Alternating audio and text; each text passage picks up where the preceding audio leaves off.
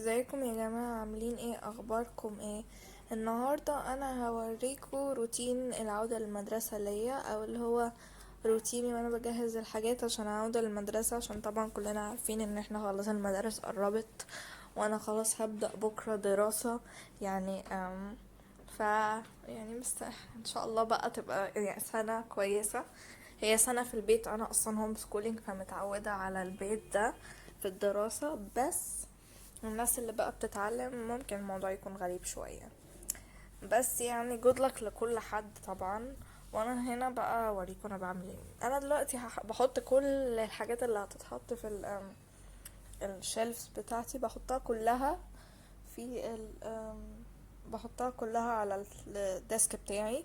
وهعمل لكم فيديو تاني انا وانا بنظم الديسك بتاعي، وفيديو كمان هيبقى فيه 2 فلوجز هينزلوا. واحد هما الاتنين يعني هيكونوا في حتت اللي ليها علاقة بالسكول سبلايز وكده.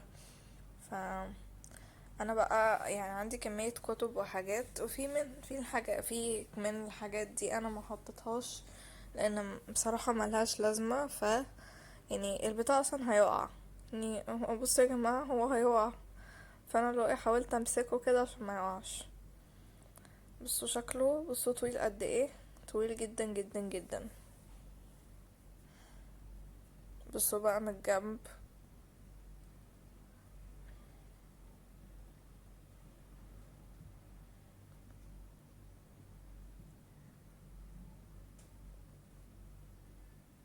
يلا بينا بقى نبدأ. انا عندي الاورجنايزرز دي، عندي واحد لوحده بينك، واتنين مع بعضهم لونهم بلو اهم، لازقين في بعضهم لونهم بلو. حط دول بقى هيتحط فيهم كتبي وكراريسي وكده. فشكلهم حلو بصراحة، عجبني جدا جدا جدا. وعندي بقى الكتب دي composition notebooks. يعني بحب بصراحة الحاجات النوت بوكس دي وكده، يعني انا فان من الحاجات دي قوي قوي بصراحة. ف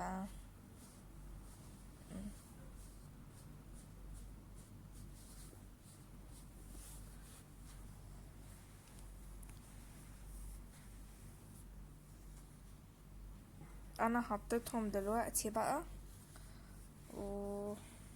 بصراحة شكلهم حلو جدا جدا جدا. فانا هرتب الحاجات كلها وارجع لكم تاني يا جماعة.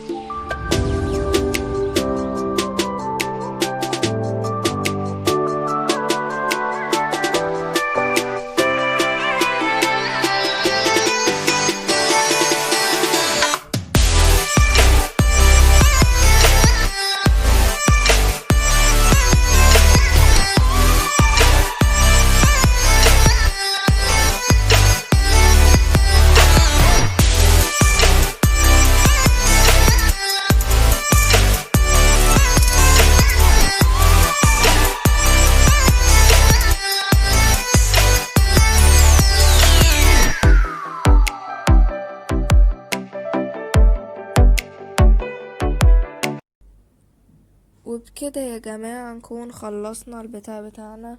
يا رب يكون الفيديو عجبكم. ما تنسوش تعملوا لايك وسبسكرايب وكومنت وشير، وما تنسوش كمان ان انا الفترة دي هبقى بنزل فيديوهات عن الباك تو سكول. وكمان قولوا لي تحت في الكومنتس لو انتوا عايزين اعمل حاجات تانية زي دي organization وكده. وان شاء الله الفيديو يكون عجبكم وتستفيدوا منه ideas. يلا مع السلامة، باي.